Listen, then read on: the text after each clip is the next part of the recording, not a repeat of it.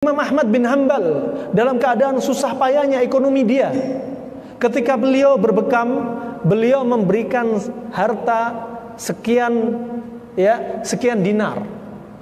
Kalau kita rupiahkan di zaman kita, upah yang diberikan kepada Imam Ahmad kepada pembekam kalau dirupiahkan sekitar 1 juta atau lebih. Kenapa? Mereka berusaha menghidupkan sunnah.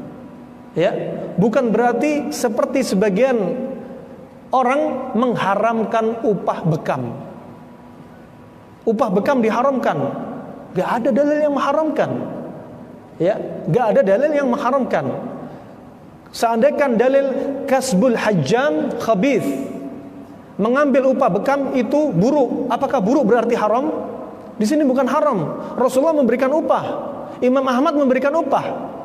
Itu para hadirin, jangan sampai salah paham, mengharamkan upah bekam sehingga kalau Anda berbuat bekam atau Anda berobat bekam, kemudian Anda nggak memberikan upah kepada pembekam. Justru ini tidak memuliakan sunnah, tidak memuliakan sunnah, karena sebagian orang mengharamkan upah bekam. Naam, rahimani wa rahimakumullah. Di zaman dahulu, ketika kita tanyakan kepada sebagian masyayikh, naam, bahwasanya bekam di masa lalu kenapa dinamakan khabith, buruk?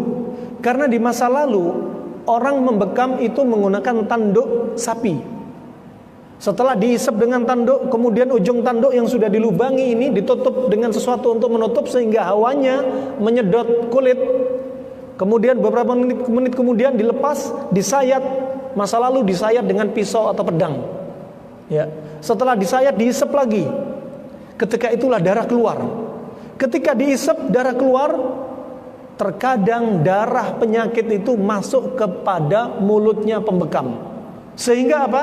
Termasuk pekerjaan yang jorok pada waktu itu.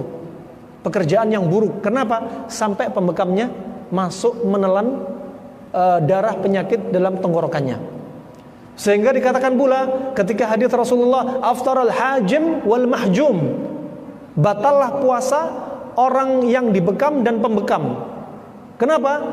Dikatakan oleh para ulama, karena bekam pada waktu itu memungkinkan darah ketelan.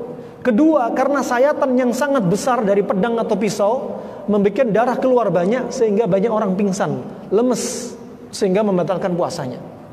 Akan tetapi hadis ini mansukh dengan hadis yang lainnya, yaitu bahwasanya Rasulullah ihtajaman Nabi sallallahu alaihi wasallam wa huwa shaim. Nabi sallallahu alaihi wasallam minta bekam sedang dia dalam keadaan puasa. Berarti bekam tidak membatalkan puasa. Nah, rahimah dan rahimakumullah, ini seputar bekam. Adapun zaman sekarang, kalau seandainya kasbul hajam khabith dengan alasan bahwasanya bermain-main dengan darah, maka dokter spesialis obsgin lebih buruk daripada membekam. Karena dia melihat darah dari kemaluan wanita, darah nifas, karena dia bermain-main dengan darah. Begitu pula para dokter ahli bedah, berarti lebih buruk